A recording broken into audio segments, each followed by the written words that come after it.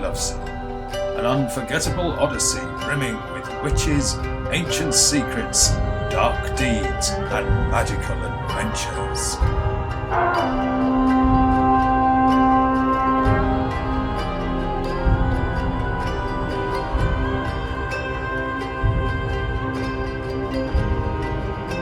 Part 4. The Spuddle of Vienna.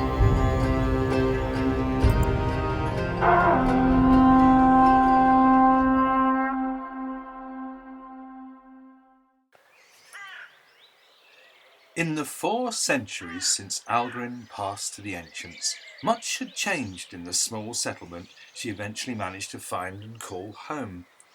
And really, this was all she ever called it, seeing no reason to give it any other name.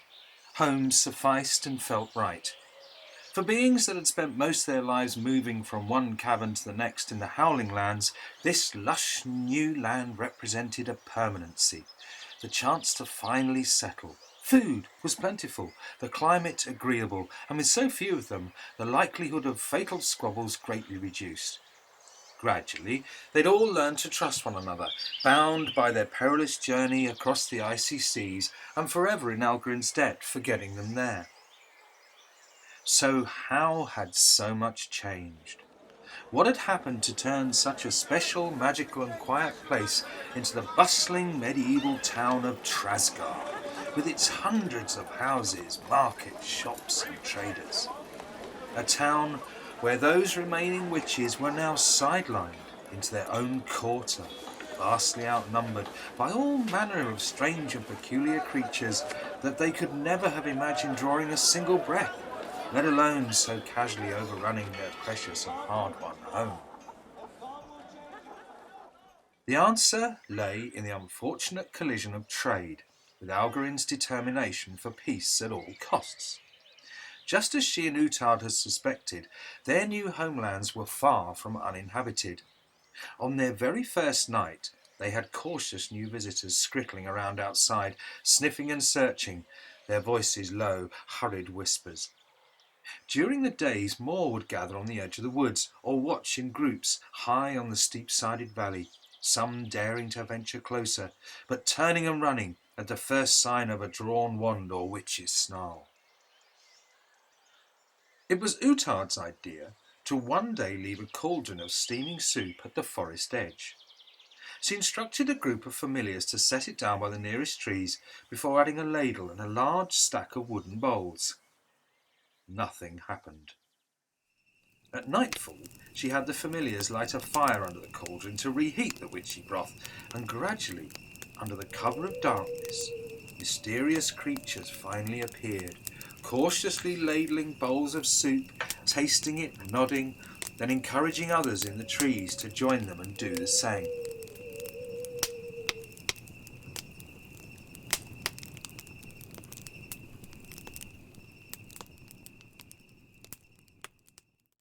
Over the next month, the ritual was regularly repeated, both sides growing more confident in each other's company, until at last all could sit down together and try their best to communicate. Not a single wand was drawn that night, although many were turned in awed creatures' paws as they marvelled at the blue glowing tips. A creature with quite the longest nose Utard had ever seen offered her a flagon of drink. She took a sip, grimaced, then spat it out, coughing and wiping the back of her mouth. "Guswort," he informed her. Utard nodded, offering him a sip from her own flagon, watching as he squinted, choked and sucked in both cheeks. "Grimmargle wine. The witch's brew," she told him. By the next morning, a large crowd of creatures had gathered to cautiously meet the witches and the familiars. The witches tried their best to be hospitable, but there seemed to be more arriving by the moment. Word had obviously spread, and although the creatures didn't appear in any way hostile, it was their sheer numbers that were threatening, some even beginning to arrive with large carts laden with tools and provisions. Utard watched helplessly as they quickly began to organise themselves into groups, disappearing into the woods with axes to chop down trees and bring back as many building materials as possible. Small huts began springing up everywhere, the creatures happily singing as they went about their work, oblivious to the witches who lived there. By mid-afternoon, the meeting house was surrounded in a dense ring of over 50 huts, creatures busily fetching food and firewood from the forest. This, Algrin quietly observed, probably isn't quite what we had in mind. Utard nodded. But how can we stop it? We don't speak their language. Algrin considered this. Then we must learn, she said. Either that, or we speak with our wands. You said they were never to be used in anger, which is why we must learn.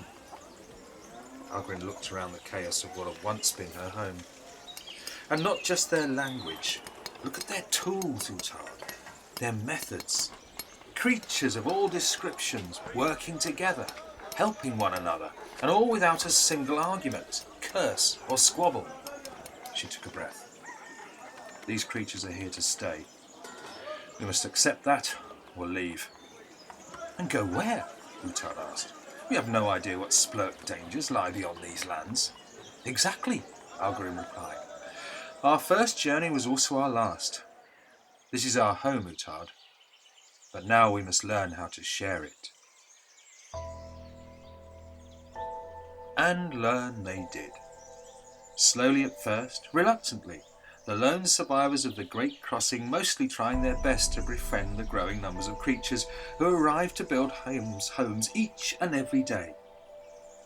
Others resented any interaction at all and would set off on their brooms at first light for steep mountainsides where they would spend the day suspiciously watching the activity below. Algrin wondered whether to try and coax them back down, but sensing their patience had already been tested by the journey, let them do as they pleased, simply glad her authority was still strong enough to keep the fragile peace. It was like nothing the witches had ever seen before. All previous territorial disputes in the Howling Lands had started in daring raids and ended in terrible battles.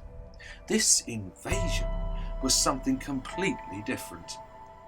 The sheer numbers and variety of creatures arriving each day made repelling it utterly futile. No amount of ruches would ever stop it, no matter how many of them tried. And yet, it was all so peaceful. Not once had any of the creatures ever sought to harm the witches, merely showing a polite disinterest to the black-hatted sisters at most. And it was this that gave the strange creatures their strength, Algrin realised, their complete innocence of the witches' potential violent ways. For even though some had witnessed the bruising power of a wand sail harmlessly above their heads or thunder into the ground by their feet, none seemed to realise they'd cheated death by inches. It wasn't courage, stupidity, or fearlessness. Neither was it any sort of cunning plan to frustrate the witches. It was simply the most blithe trust and wonderful innocence Algrin had ever seen. Nor did the creatures seem impressed that witches could fly on brooms. At most, some might briefly look to the sky as one flew overhead before getting back to building their homes. "You must make them fear us," a frustrated witch announced in the meeting house one night. "It is time to use our wands and show them the full magical power they possess." All others waited, turning to Algrin, some already gripping the wands around their waists. She slowly pointed at the witch. "They do not fear what they cannot understand. Sister, when you can speak their language and tell them about Vrushes and our Zorkli creed, you might discover you never have to show them the strophing sting of your wand." "Just one Vrusha will tell them everything. They will leave in fear. We will have our lands back to ourselves." "No," Algrin calmly replied. "You will have nothing but everything we all fought so hard to leave behind." She turned to the rest. "Those who wish to leave, take your brooms and do so now, but I warn you, fly far, far away. For if I see a single broom return, you will feel the sting of my wand." No one left, the outraged witch holding Algrin's eyeline for as long as she dared before slowly sitting back down. "Good," Algrin smiled. Then we learn, sisters. Each of us learns as much as we can about these creatures. I think they have far more to tell us than we could ever realise.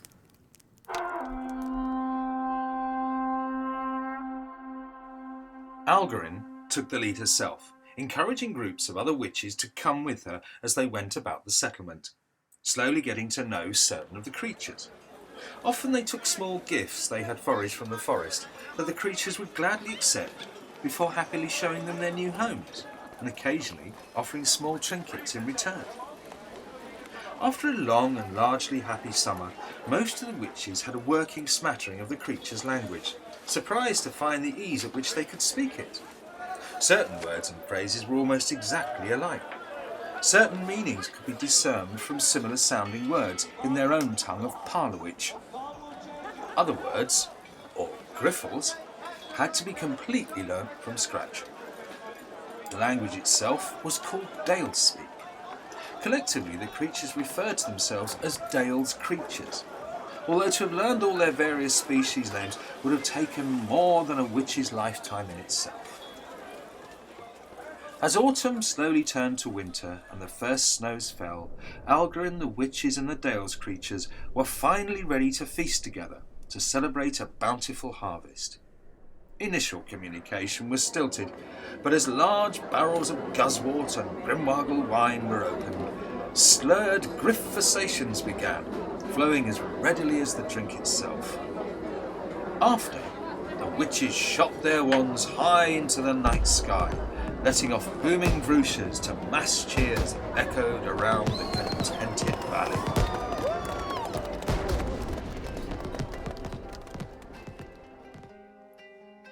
Less than 10 years later, a community had peacefully grown by the river to become a teeming town of small streets and narrow alleys, all without a single argument or raised objection of any kind. It seemed the witches had finally found a peace they'd never reckoned on. However, history has never been one to seem satisfied by even the merest stilling of its progress. And as the governing engine of time played out through the mists of passing centuries and subsequent generations, the once peaceful town of Trasgar seemed to have another, quite different destiny planned for it.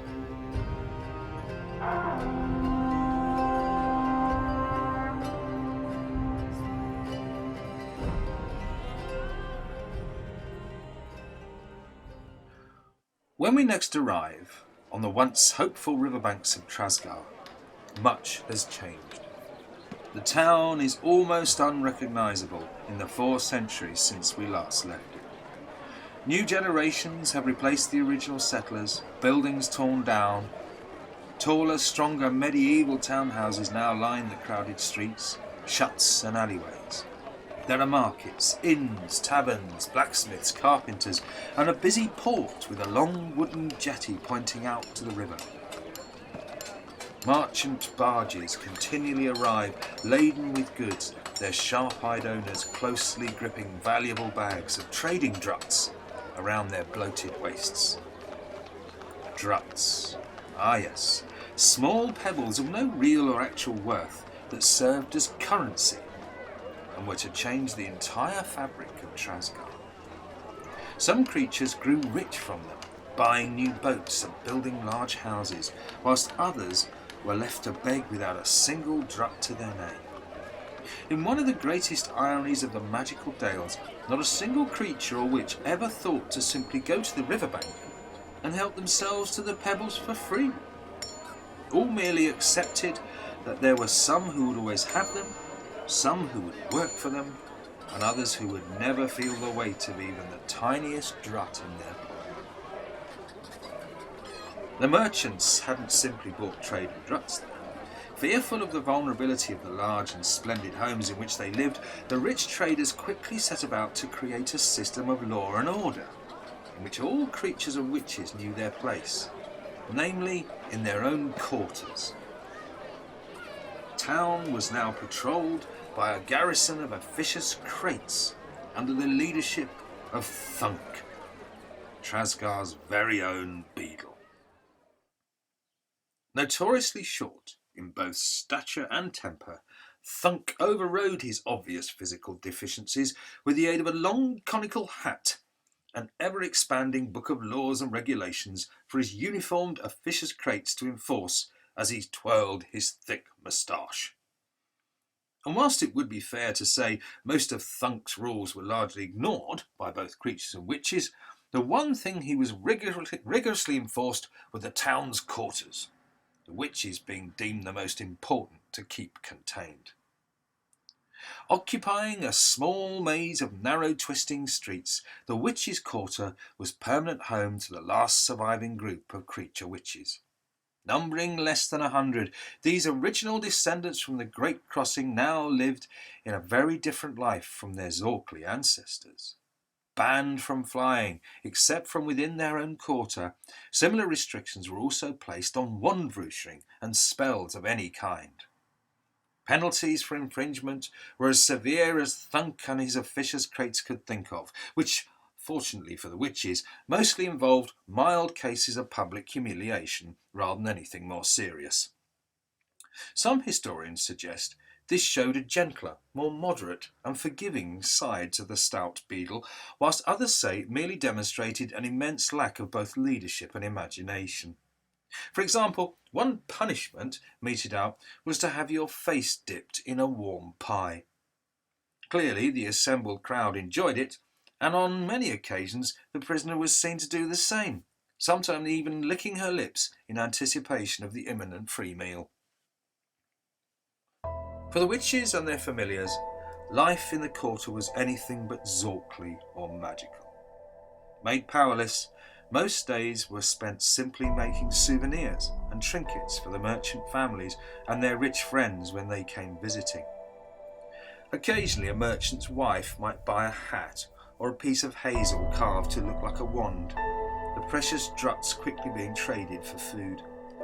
Small tours were conducted around the narrow streets, the witches expected to welcome visitors into their homes and recite an old spell around a bubbling cauldron and offer the chance to stir it with their long ladles. Or better still, for younger wide-eyed visitors, the chance to hit one of the suspended calling cauldrons that now acted as bells high above the narrow streets. Inevitably, as the years passed, the witches soon forgot about their own precious roots. Algarin, the Howling Lands, and the Great Crossing fading with each generation. All except one witch, Vayana, the quarter's broom maker and chief spuddle teller, destined by fate to become a legendary spuddle in her own right when the time came, which curiously is precisely the very same time we first meet her.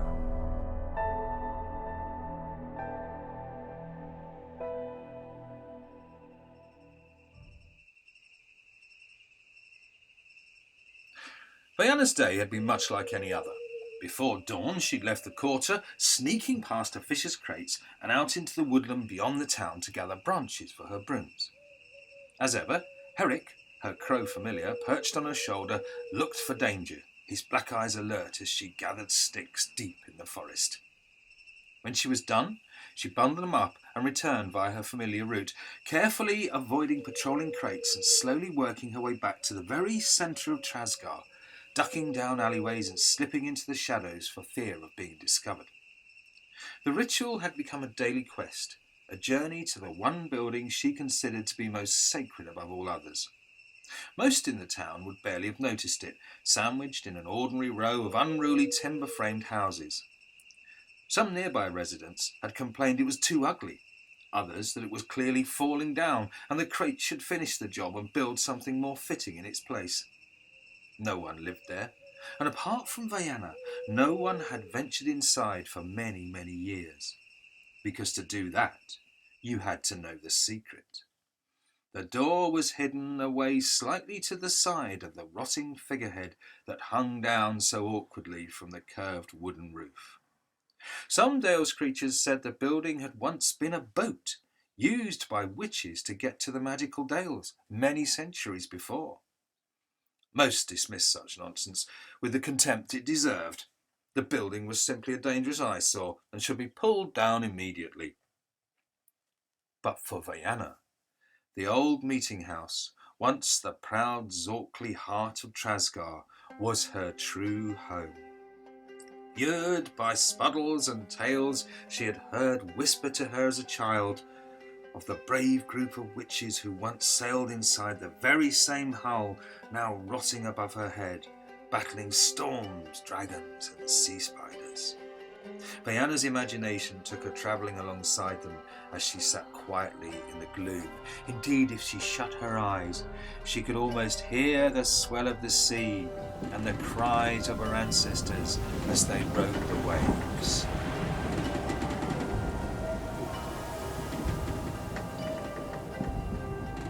Oh, to have been there. And whilst Vienna sat, Herrick would find his favourite perch inside the rotting hull, peering down at the door, keeping guard lest they be discovered. But on this day, something else caught his glinting black eye, wedged between one of the surviving crossbeams. A small stone, perhaps no bigger than a drut, but on its surface, the cut symbol of a star. Carefully, he levered it out with his beak, then flapped to the floor, depositing it in Vienna's lap. Frowning, she opened one eye and slowly examined it in her paw, feeling its magic almost immediately and breaking into quite the largest smile Herrick had ever seen. Silently ordering him up onto her shoulder, she quickly put the precious stone into her leather waistbag, gathering up her branches and making her way carefully back to the witch's quarter.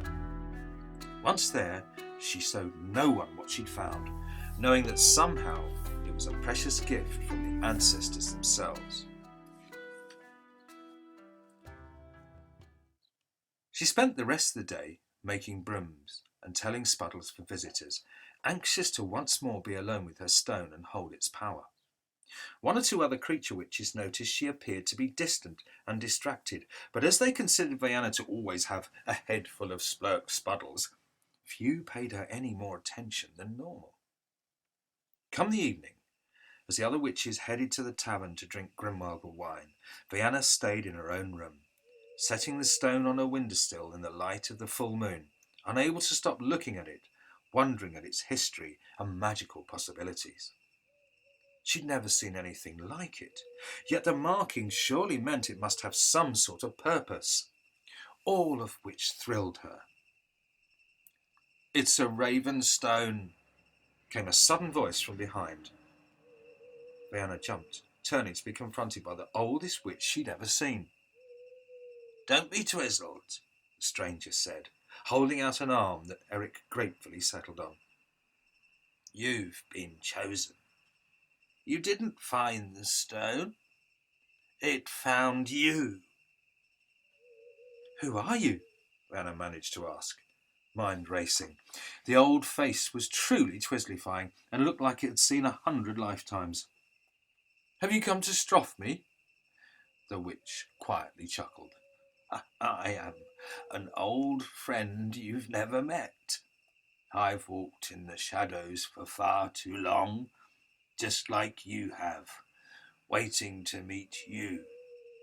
I've seen you out in the woods, watched many times as you made your way to the longboat, knowing all along that somehow you must be the one, the witch to follow in Algarin's sacred footsteps and resurrect the one thing we have lost over the ages, the League of Lid-Curving Witchery."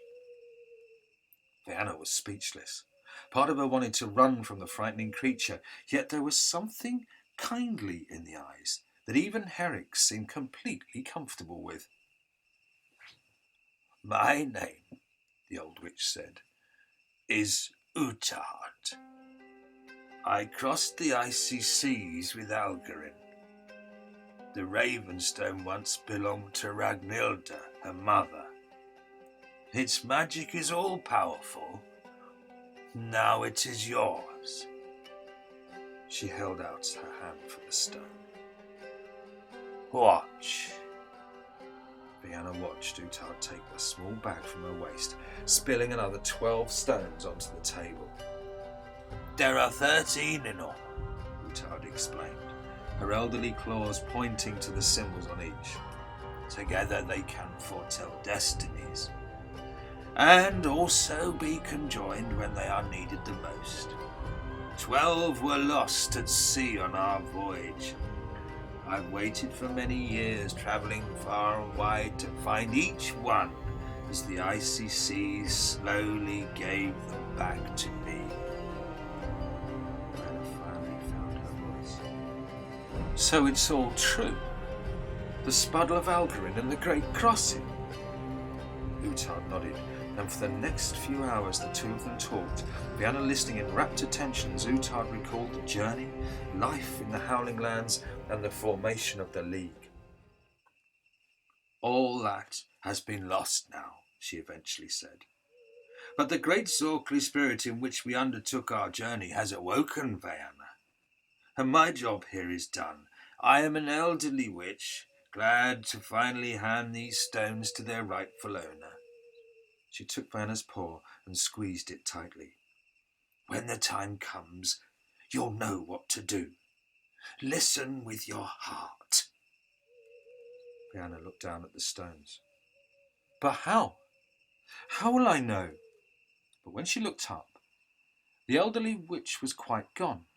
Hare flapped onto the table, expectantly looking up at her.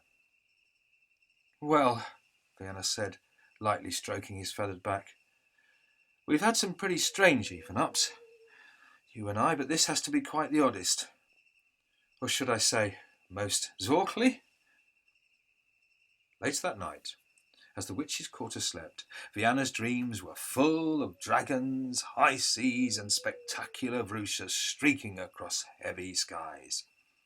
She slept as the others in Trasgar slept that night, so deeply that nothing would wake them. Some hadn't slept as soundly in years. For others, it was the first time they'd ever dropped off so quickly. Even those who loved the lure of a dark night's mysteries found themselves wrapped in deepest sleep.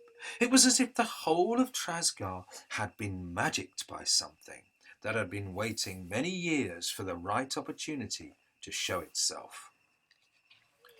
Yet if any creature or witch had stirred, made their way blearily to the window, and looked up into the clear night sky, they would have seen the most majestic of birds, gracefully emerging from behind a bright full moon, gliding and circling high over the town, its gleaming black eyes searching for one house above all others, the one individual who had been chosen to hear its wisdom.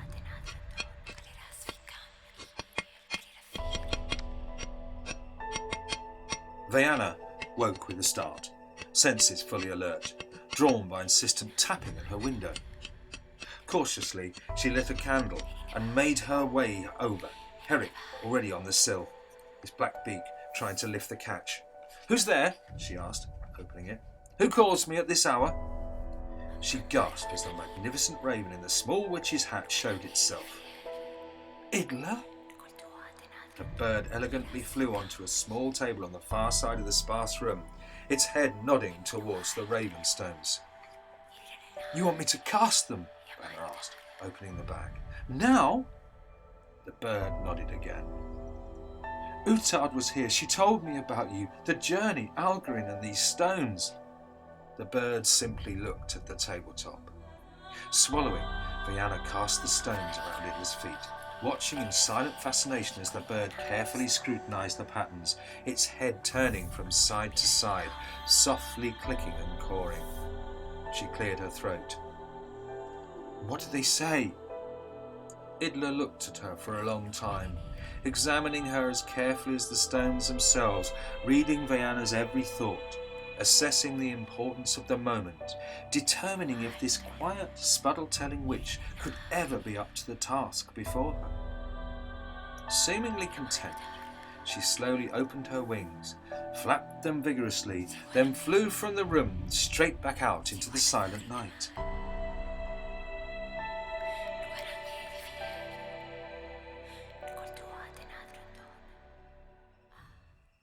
Well, Vienna slowly said, as Herrick settled on her shoulder. What have we here? It was a small, useless twig, left scattered in the middle of the stones, the kind she would so often discard when making her brooms. I think perhaps Idler was having a most splurk joke with us, Herrick. She went to the window, closing it against the cold and letting out a long breath. Herrick suddenly began to caw. Lying on the table, the twig had begun to glow. Slowly at first, barely discernible, but the longer Vienna looked, the brighter the ends became. First pink, then orange, to a final fiery red, shaking on the table until it finally jumped into the air and suddenly hurled itself against the window. Vienna instinctively knew what to do, grabbing the hot twig, ignoring the pain, and racing outside to her broom-maker's yard, and quickly lashing it to the ends of her favourite flying broom. Stay here, she commanded Herrick. Guard the stones. Let no one know of them. He blinked, annoyed to be left out of what he clearly thought was the beginning of a most magical adventure. She sighed, mounting the broom, feeling its sudden roaring power beneath her.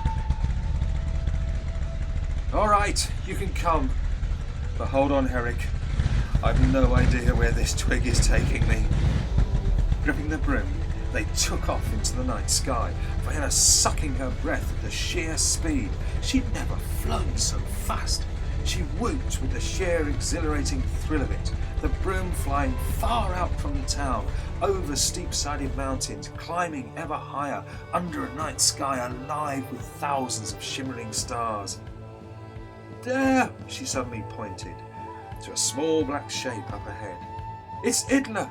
She's waiting for us!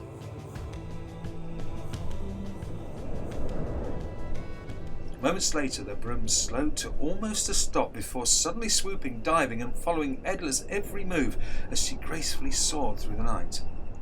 Relaxing her grip, Vienna looked down, making out mountains, lakes, rivers, occasional lights and fires from settlements far, far below. There are others here, Herrick. Look, not just in Trasgar. There are other towns, other villages and creatures too. The revelation stunned her. She'd never for a single moment thought her homelands could be so vast, stretching to and beyond every horizon. All she'd ever known was Trasgar, its valley, woodlands and river. All that now paled into nothing. There were great mountain ranges, boundless forests, plateaus and soaring cliffs. It looked endless, almost impossible to take in. Whatever Vienna may have thought she knew about her homelands, she now knew to be completely insignificant. And beyond the revelation was a growing excitement. Where was she going? Why had she been chosen? What was her purpose? Granted, it was her choice to bind the burning twig to her broom, but really, had it ever really been a choice at all? Had Idler known all along that she'd follow? Had Utard known the very same, and that by throwing the stones the great Soothwing would lead her on a new and Zorkly adventure? Too many questions. Yet Vienna knew with every moment that somehow, inevitably, the answers were getting closer.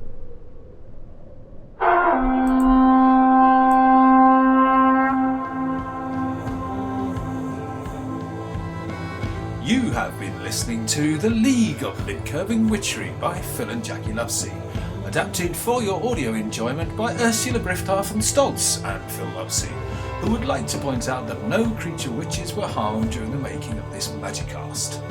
For more information about creature witches, the League, Matlock the Hare and the Magical Dales, simply visit www.matlockthehare.com.